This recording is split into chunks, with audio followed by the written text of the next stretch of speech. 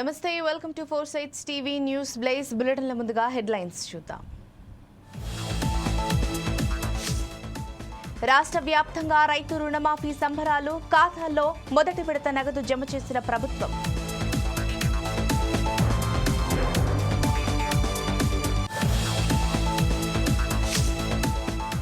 ఖమ్మం నగరంలో అధ్వానంగా మారిన రోడ్లు, మరమ్మతులు చేయకపోవడంతో నగరవాసులు ఆగ్రహం.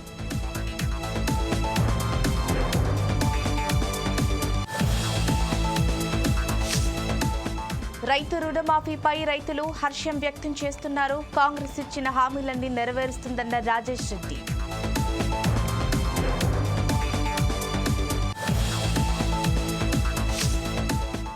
తమ్మిలేరు రిజర్వాయర్పై అధికారులతో కలెక్టర్ సమీక్ష.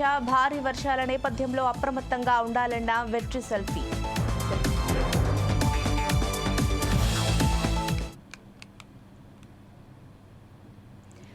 పుంగనూరులో ఉద్రిక్త పరిస్థితులు కొనసాగుతున్నాయి. నిన్నటి నుంచి రాళ్లు రువ్వుకోవడం, వాహనాలు ధ్వంసం చేయడంతో నియోజకవర్గంలో హింసాత్మక ఘటనలు జరుగుతున్నాయి. ఇవాళ మరోసారి సందుకి పార్లమెంటు సభ్యుడు పెద్దిరెడ్డి మిథున్ రెడ్డి రానున్నారు. అయితే మిథున్ రెడ్డి రాకను అడ్డుకుంటామని టీడీపీ నేతలు హెచ్చరిస్తున్నారు. దీంతో మిథున్ రెడ్డి పర్యటనకు పోలీసులు అనుమతి లేదని తెలిపారు. ఇరు వర్గాలపై పుంగనూరులో నిన్న జరిగిన టీడీపీ, వైసీపీ పరస్పర దాడుల్లో పోలీసులు కేసులు నమోదు చేశారు. మాజీ ఎంపీ రెడ్డప్ప ఇచ్చిన ఫిర్యాదు మేరకు 9 మందితో సహా మరికొందరి టీడీపీ నాయకులపై ఎస్సీ, ఎస్టీతో సహా పలు సెక్షన్ల కింద కేసు నమోదయ్యింది.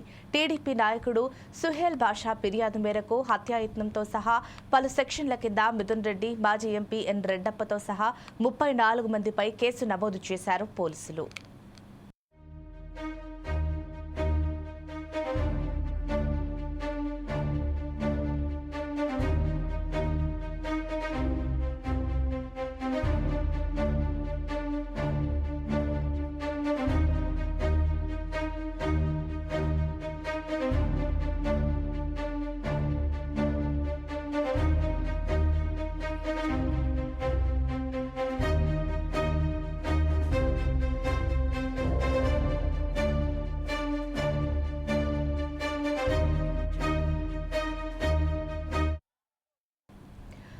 పుంగనూరులో ఉద్రిక్త పరిస్థితులు కొనసాగుతున్నాయి. నిన్నటి నుంచి రాళ్లు రువ్వుకోవడం, వాహనాలు ధ్వంసం చేయడంతో నియోజకవర్గంలో హింసాత్మక ఘటనలు జరుగుతున్నాయి. ఇవాళ మరోసారి సందుకి పార్లమెంటు సభ్యుడు పెద్దిరెడ్డి మిథున్ రెడ్డి రానున్నారు. అయితే మిథున్ రెడ్డి రాకను అడ్డుకుంటామని టీడీపీ నేతలు హెచ్చరిస్తున్నారు. దీంతో మిథున్ రెడ్డి పర్యటనకు పోలీసులు అనుమతి లేదని తెలిపారు.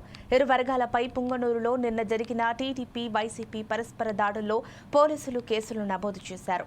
మాజీ ఎంపీ రెడ్డప్ప ఇచ్చిన ఫిర్యాదు మేరకు 9 మందితో సహా మరికొందరి టీడీపీ నాయకులపై ఎస్సీ, ఎస్టీతో సహా పలు సెక్షన్ల కింద కేసు నమోదయ్యింది. టీడీపీ నాయకుడు సుహేల్ బాషా ఫిర్యాదు మేరకు హత్యాయత్నంతో పాటు పలు సెక్షన్ల కింద మిథున్ రెడ్డి, మాజీ ఎంపీ ఎన్ రెడ్డప్పతో సహా 34 మందిపై కేసు నమోదు చేశారు. దీనికి సంబంధించిన మరింత సమాచారం మా చిత్తూరు జిల్లా ప్రతినిధి చందు మరింత సమాచారం అందిస్తారు. చెప్పండి చందు. Good afternoon Jhansi. ప్రస్తుతానికి నిన్న జరుగుతున్న ఈ పొంగనూరులో కొనసాగుతున్న ఈ ఉధృతి పరిస్థితి ఎంతో భారీగా జరుగుతుంది. ఎక్కడికెక్కడికగా పోలీసులు కన్సర్న్ కూడా జరుగుతుంది. పొంగనూరు మొత్తం నియోజకవర్గం మొత్తం పోలీసులతో గుమ్మికూడిపోయినారు. ఈయన ఇప్పుడే ప్రస్తుతానికి ఎంపీగా ఉన్న పెద్దిరెడ్డి మిథున్ రెడ్డి గారు ఇక్కడ రావడం జరుగుతుంది. ఆయన ఏ విధంగా పోలీసు వాళ్ళకి ఏ విధంగా సమాచారం ఈకపోవడం వల్లనే ఈ యొక్క సూచనలు కూడా జరుగుతున్నాయని కూడా కొన్న పదవి కూడా చెప్తున్నారు. అక్కడైతే ఖచ్చితంగా మేము సమస్యలు వచ్చాయి, ఆ సమస్యల్ని ఆ యొక్క పెద్దిరెడ్డి మిథున్ రెడ్డి నేరుగా చిత్తూరు ఎంపీ, మాజీ ఎంపీ అయిన పెద్దిరెడ్డి ఇంటికి రావడం జరిగింది. ఇంట్లో ఉన్న పరిస్థితులను ఆయన సమాచారం ఇవ్వకుండా అక్కడ చిత్తూరుకు చేరడం జరిగింది. ఈ చేరడం జరిగిన విధానాలను బట్టి ఆయన సమస్యలు ఇవ్వడం కోసమే ప్రజలు వెళ్ళారని కూడా చెప్పడం జరుగుతుంది. టీడీపీ ప్రజలు చెప్పడం జరుగుతుంది. ఆ ప్రజలు ఎంత మాత్రమే చూసినా కూడా అక్కడికక్కడికే ప్రస్తుతానికి రువులతో రాళ్లతో జరగడం జరిగింది. అక్కడున్న మిథున్ రెడ్డి కానీ, అక్కడున్న ఎంపీ పెద్దప్ప రెడ్డి కానీ వాళ్ళ యొక్క వాహనాలు మొత్తం ధ్వంసం అయిపోయి రూరాలతో చేయడం జరిగింది. ఈ రూరాలతో ఈ గొడవలు కాసేపంతో ఎక్కువగా జరగడం జరుగుతుంది. ఇప్పటికే ఈ రోజు రాననుకున్న ఈ సజ్జన ప్రాంతాలకు కూడా ప్రస్తుతానికి వాళ్ళు తెలుగుదేశం పార్టీ వాళ్ళు వెంటనే వెళ్ళి అక్కడికి రానికుంటే మేము అడ్డిగిస్తాం, గత ప్రభుత్వంలో మమ్మల్ని ఎంత విధంగా ఇబ్బంది పెట్టారో మాకు తెలుసు ఈ బాధలను కూడా అక్కడ చెప్పడం జరుగుతుంది.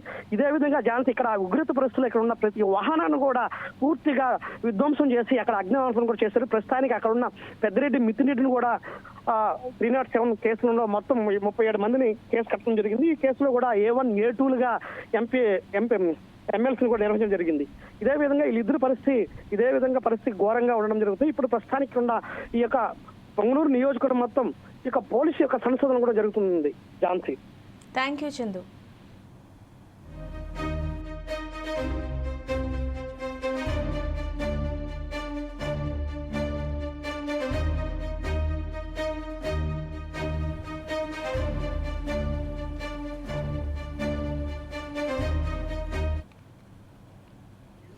తెలంగాణ రాష్ట్ర ప్రభుత్వం రుణమాఫీ మొదటి విడతలో ₹1,00,000 చేయడంతో ఉమ్మడి మహబూబ్ నగర్ జిల్లాలో రైతులు స్వీట్లు పంచుకుని సంబరాలు జరుపుకున్నారు. జిల్లా వ్యాప్తంగా 947 కోట్ల రూపాయలు మొదటి విడతలో మాఫీ కానున్నట్లు అధికారులు వెల్లడించారు. ఈ సందర్భంగా రేవంత్ రెడ్డి వీడియో కాన్ఫరెన్స్ ద్వారా రైతు వేదికల్లో ముఖాముఖి నిర్వహించారు. ప్రభుత్వానికి రుణపడి ఉంటామంటున్న పాలమూరు రైతులతో మా ప్రతినిధి చందు ఫేస్ టు ఫేస్.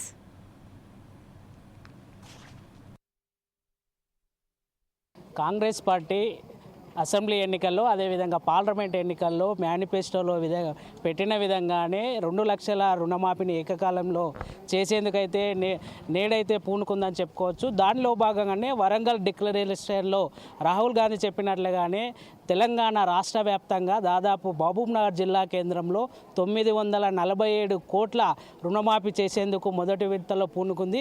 దానిలో భాగంగానే నేడు వీడియో కాన్ఫరెన్స్ ద్వారా సీఎం రేవంత్ రెడ్డి అయితే మా రైతులతో ముఖాముఖి కానున్నారు. దానిలో భాగంగానే మహబూబ్నగర్ రూరల్ మండల్ సంబంధించి ఇప్పుడు రైతు వేదికలకైతే రైతులందరూ కూడా క్యూ కడుతున్నారని చెప్పుకోవచ్చు. ప్రస్తుతం మనం రైతు వేదిక దగ్గర ఉన్నాం.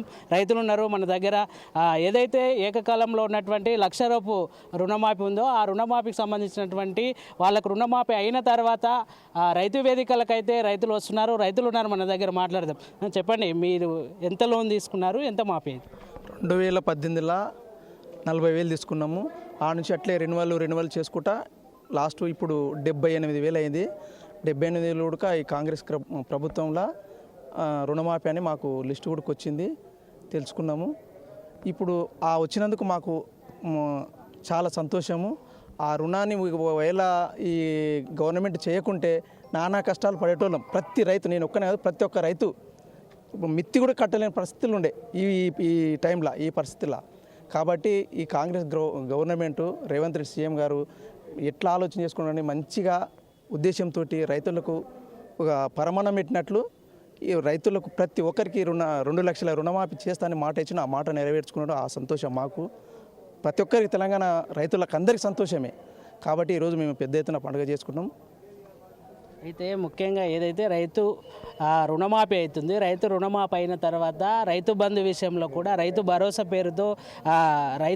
పేరుతో కాంగ్రెస్ ప్రభుత్వం అయితే ప్రవేశపెట్టింది. ఈ రుణమాఫీ అయిన తర్వాత కూడా రైతు భరోసా ఇచ్చే అవకాశం లేదు ప్రభుత్వం అని కొంతమంది రైతులు కూడా ఆందోళన చెందుతారు. వాళ్ళకి ఏం చెప్తారు మీరు? 100% ప్రతిపక్ష నాయకుడు హరీష్ రావు కూడా చెప్పిండు, ఇట్లే మీరులాకని అన్నారు. 100% ముక్కు నేలకు రాసి కూడా ఖచ్చితంగా నేను రైతు భరోసా కూడా ప్రతి ఒక్క రైతుకి ఇస్తాను కూడా మాట చెప్పిండు రేవంత్ రెడ్డి. అది కూడా 100% ఖచ్చితంగా చేసాడు. ఏ ఒక్క రైతు కూడా మిస్ కాడు. ఓకే, మరొక రైతు ఉన్నారు, మాట్లాడదాం. తాత చెప్పండి, చాలా రోజుల తర్వాత కూడా మీకు రుణమాఫీ అయింది కదా. రుణమాఫీ అయిన తర్వాత ఎట్లా అనిపిస్తుంది తాత? మీరు వస్తుంది కదా, ఇప్పుడు రైతు వేదకు వచ్చిండ్రు, రుణమాఫీ అయింది, ఎట్లా అనిపిస్తుంది మీకు? ఇప్పుడు మాకు సంతోషంగా అనిపిస్తుంది. ఎన్ని తీసుకున్నాను? నేను 45,000 తీసుకున్నా, 75,000 వరకు మాఫీ అయింది. ఇప్పుడు మంచిగా సంతోషంగా అనిపిస్తుంది. అయినా 6 గ్యారంటీలలో ఖచ్చితంగా రుణమాఫీ చేస్తా అన్నాడు. రుణమాఫీ మన ముఖ్యమంత్రి గారు ఖచ్చితంగా రైతుల పక్షాన నిలబడి రైతుల యొక్క రుణమాఫీ చేసిండు. తాత చెప్పు, నువ్వెన్ని తీసుకున్నావు, ఎట్లా అనిపిస్తుంది రైతు రుణమాఫీ అయిన తర్వాత? ఎట్లా అనిపిస్తుంది? కానీ కాంగ్రెస్ ప్రభుత్వం వచ్చిన దానికి ఈరోజు కూడా ఈ ఒక రుణమాఫీ జరిగిన దానికి మాకు కూడా సంతోషం ఉంది. కానీ నేను కూడా 1,20,000 తీసుకున్నా. 60,000 తీసుకుంటే 1,20,000 అయింది బ్యాంకులో. కానీ 60,000 పోయిన ప్రభుత్వము 60,000 మాఫీ చేసింది. ఇంకా 60,000 ఉంది. ఆ 60,000 మాఫీ అయిందా, వచ్చిందా లేదా తెలియదు నాకు. కానీ ఇప్పుడు నా ఒక్కరికి కాదు, ఈ కాంగ్రెస్ ప్రభుత్వం వచ్చినాక కూడా ఈ రైతులకు కూడా ఇంత మేలు చేసిండ్రు సీఎం రేవంత్ రెడ్డి అంటే కూడా చాలా మాకు కూడా సంతోషం ఉంది. అందుట్లోనే ఇప్పుడు ఈ సీజన్లో ఇప్పుడు మన రైతు అది ఉంది కదా, ఏది మన రైతు భరోసా అది కూడా సాయం చేస్తే కూడా మాకు కూడా చాలా సంతోషం ఉంటుంది. వచ్చే ఎలక్షన్లో కూడా రేవంత్ రెడ్డినే గెలిపిస్తామని చెప్పి అనుకుంటున్నాము. మేము అదే కాంగ్రెస్ ప్రభుత్వంని చేరి మేము ఆ కాంగ్రెస్ ప్రభుత్వం నుంటే నడుస్తున్నాం. ఇంతవరకు అట్లా చేస్తారని చెప్పి కూడా మాకు కూడా భరోసా ఉన్నది.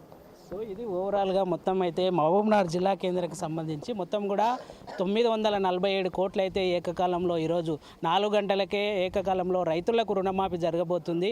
అదేవిధంగా రానున్న ఆగస్టు 15 లోపల 2 లక్షల రుణమాఫీ కూడా చేయబోతున్నారని చెప్పేసి రైతు వేదికల దగ్గరికి అయితే రైతులు క్యూ కడుతున్నారు. అదేవిధంగా ఇప్పుడు 4 గంటలకు కూడా వీడియో కాన్ఫరెన్స్ ద్వారా ఈ యొక్క ఏకకాలంలో జరిగేటువంటి 1 లక్ష రుణమాఫీ వాళ్ళు విడుదల చేయనున్నారు. అదేవిధంగా ఏది ఏమైనప్పటికీ కూడా మహబూబ్నగర్ జిల్లా వ్యాప్తంగా ఉన్నటువంటి 5 జిల్లాలు ఉమ్మడి జిల్లా వ్యాప్తంగా నారాయణపేట, గద్వాల, వనపర్తి, మహబూబ్నగర్, అదేవిధంగా జోగులాంబ, గద్వాల ఈ మొత్తం 5 జిల్లాలో కూడా మొత్తం కూడా రుణమాఫీకి సంబంధించిన విషయాల్లో కూడా రైతులు కూడా వానాకాలం సమయంలో రైతు రుణమాఫీ చేసినందుకు వారు ఎంతో ఆనందం అయితే వ్యక్తం చేస్తున్నారు. ఇది ఇక్కడ తాజా పరిస్థితి. కెమెరా పర్సన్ కుమార్తో చందు, 4 Sides TV, మహబూబ్నగర్. రైతు రుణమాఫీ పథకంపై రైతులు హర్షం వ్యక్తం చేస్తున్నారని ఎమ్మెల్యే రాజేష్ రెడ్డి అన్నారు. పాలెం గ్రామంలోని రైతు వేదిక వద్ద వన మహోత్సవాన్ని ఎమ్మెల్యే నిర్వహించారు. ముఖ్యమంత్రి రేవంత్ రెడ్డి నిర్వహించిన వీడియో కాన్ఫరెన్స్ కు అధికారులు రైతులతో కలిసి హాజరయ్యారు.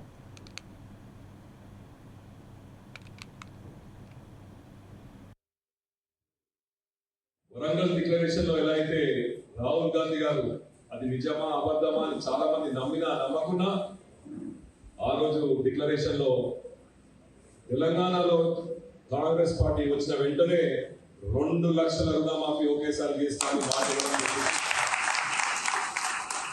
మనం కూడా అంటే మాలాంటి వాళ్ళు కూడా ఎలక్షన్ లో నిలబడ్డప్పుడు ప్రతి ఒక్క వేదిక పైన రాహుల్ గాంధీ గారు అన్నారు, రేవంత్ రెడ్డి గారు ముఖ్యమంత్రి అవుతారు, తప్పకుండా మనం రుణమాఫీ చేస్తామని చెప్పడం జరిగింది.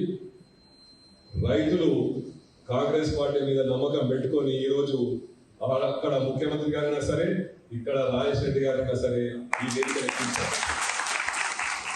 రుణమాఫీ ఇచ్చి ఆ రాహుల్ గాంధీ గారి, సోనియా గాంధీ గారి రుణం ఈరోజు మనం తీసుకుంటున్నాం. అల్లూరి సీతారామరాజు జిల్లాలోని ఏజెన్సీ ప్రాంతాల్లో కొండపోతగా వర్షం కురుస్తోంది. ఈ నేపథ్యంలో కొండవాగులు, వంకలు పొంగి పొర్లుతున్నాయి. దేవీపట్నం పుణ్యక్షేత్రం గండిపోచమ్మ అమ్మవారి ఆలయానికి గోదావరి జలాలతో వరద చేరింది. ఇప్పటికే ఏపీ టూరిజం అధికారులు పాపికొండల విహారయాత్ర బోట్లను పూర్తిగా నిలిపివేశారు. దీంతో విద్యా సంస్థలకు 2 రోజుల పాటు సెలవు ప్రకటించినట్లు జిల్లా కలెక్టర్ ఏఎస్ దినేష్ కుమార్ తెలిపారు.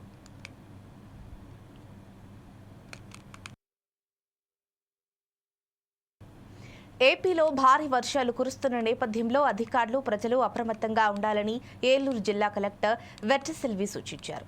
తమ్మిలేరు రిజర్వాయర్లో నీటి సామర్థ్యాన్ని ఎప్పటికప్పుడు ఇరిగేషన్ అధికారులు తెలుసుకొని అప్రమత్తంగా ఉండాలన్నారు.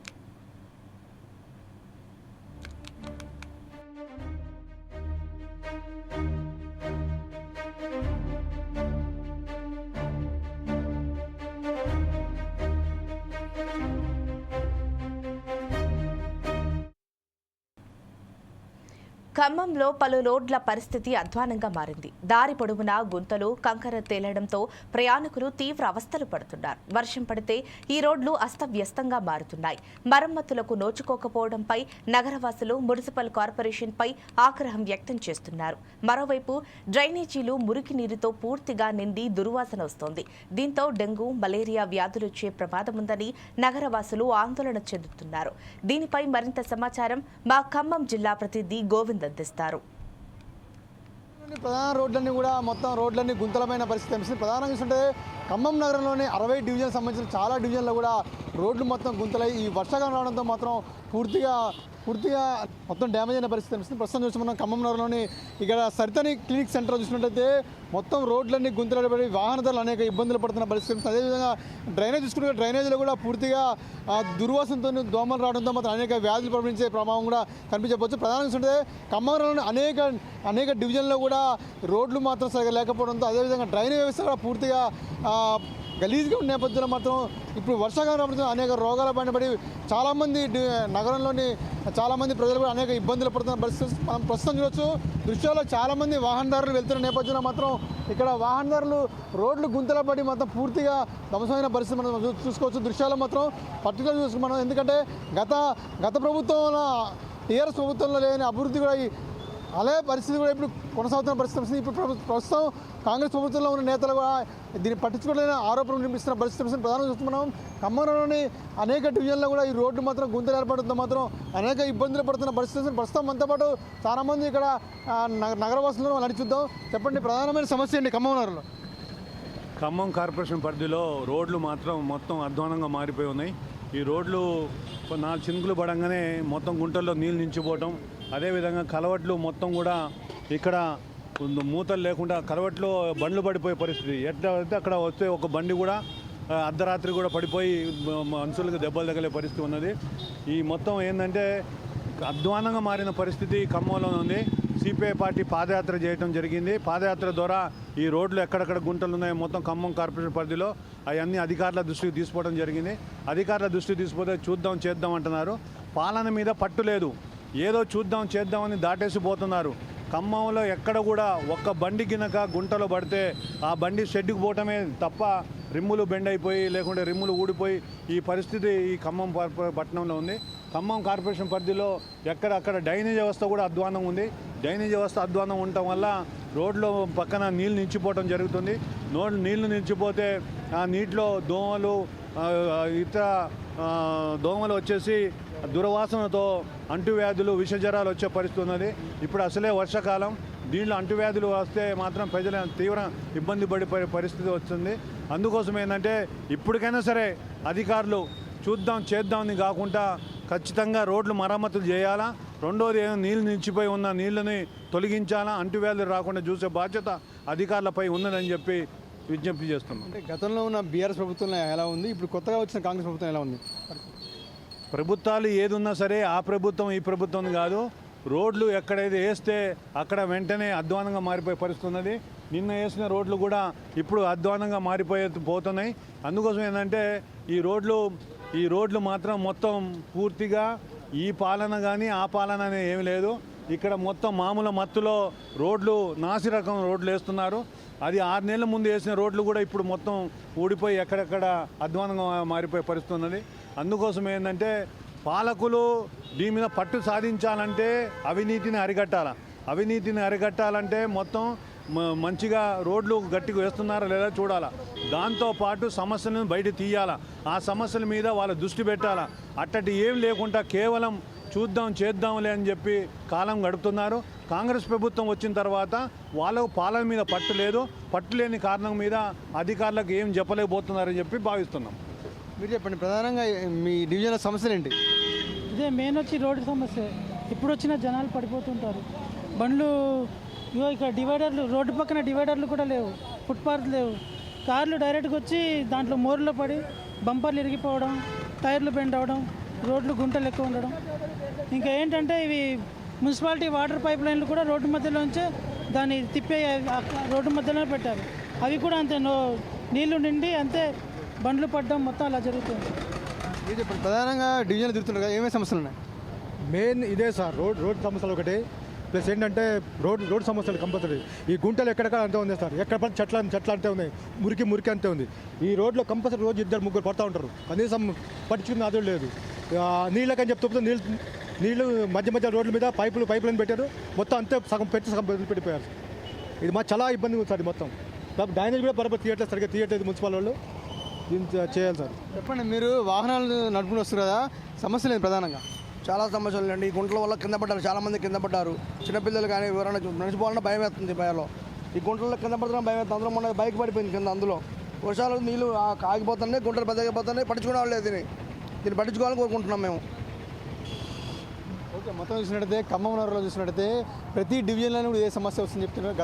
గత ప్రభుత్వంలో అంతే ఉంది, ఇప్పుడు ప్రభుత్వంలో అంతే ఉంది. అధికారులు మాత్రం నిమ్మకు నీరెత్తుగా ఉన్నారు, ఎక్కడ మాత్రం అభివృద్ధి చేయట్లేదని. ముఖ్యంగా రోడ్లు చూసుకున్నట్టయితే ఈ వర్షాకాలం రావడంతో మాత్రం రోడ్లన్నీ గుంతలు పడి తమ వాహనాలు ఖరాబ్ అవుతుందని చెప్పి వాహనదారులు కూడా ఆందోళన చెందుతున్న పరిస్థితి ఉంది. అదేవిధంగా డివిజన్లో ఎక్కడ చూసినా సరే మురికాలు కానివ్వండి, ఇంకా వేరే డ్రైనేజీలు కూడా ఫుల్గా వాటర్ నిండి దోమలు రావడంతో అనేక రోగాల పడిన ఇబ్బంది పడుతున్న పరిస్థితి ఏర్పడుతుందని చెప్పి కూడా నగరవాసులు కోరుతున్న పరిస్థితి. మొత్తానికైతే ఖమ్మం నగరంలో మాత్రం రోడ్లు మాత్రం గుంతలుగా ఏర్పడినాయి. అదేవిధంగా డ్రైనేజ్ విషయంలో మాత్రం పూర్తిగా మొత్తం మురికితో మాత్రం నిండిపోయిన పరిస్థితి కనిపిస్తుంది. ఈ వర్షాకాలంలో అనేక రోగాలు పడి విష జ్వరాలు ప్రబలించే ప్రమాదం ఉందని చెప్పి ఇప్పటికైనా సరే అధికారులు స్పందించి ఎమ్మటే ఈ ఖమ్మం నగరంలోని డ్రైనేజ్ విషయంలో కానీ అదేవిధంగా రోడ్ల విషయంలో కానీ అధికారులు ఎమ్మటే స్పందించి తగిన చర్యలు చేపట్టని చెప్పి కూడా నగరవాసులు డిమాండ్ చేస్తున్న పరిస్థితి కనిపిస్తుంది.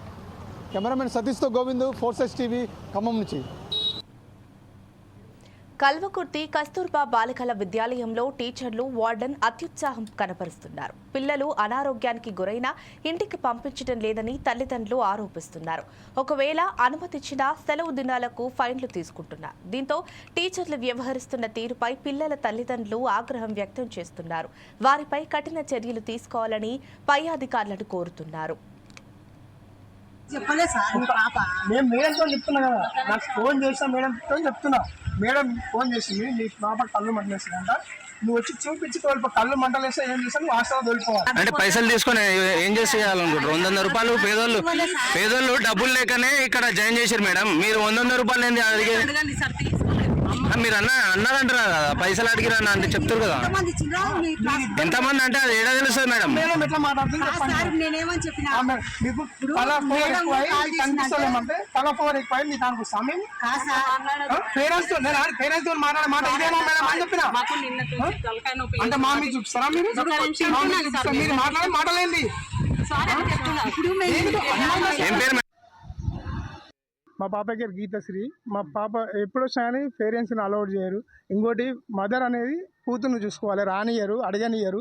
ఏమన్నా చెప్తే మీకు ఇంట్లోకి వెళ్ళి తెచ్చి పెడుతున్నా, మీ ఇంట్లోకి వెళ్ళి ఏమైనా పెడుతురా, మేము మా ఇంట్లోకి వెళ్ళి తెచ్చి పెట్టాలా మీకు? పొరుగులు వస్తున్నాయి అవి వస్తున్నాయి అంటే వస్తాయి అబ్బా, మా ఇంట్లోకి వెళ్ళి తెచ్చి పెట్టాలా మీకు అని మాట్లాడుతున్నారు ఇక్కడ మేడాలు.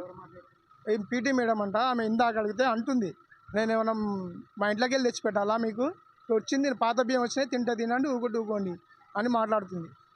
ఎన్నిసార్లు అడిగినా ఏమన్నా అంటే పిల్లలను బెదిరిస్తున్నారు, టీచర్స్ అందరు బెదిరిస్తున్నారంట. ఇంకోటి ఒక పాపను ఇప్పుడు ఆడకూతురికి ఏం ప్రాబ్లం ఉందో తల్లి లోపలికి చూసుకోవాలి, లోపలికి పోనీయరు. ఈ హాస్టల్ లోపలికి హాస్టల్ బయటికి కూడా సరిగ్గా మాట్లాడనియరు.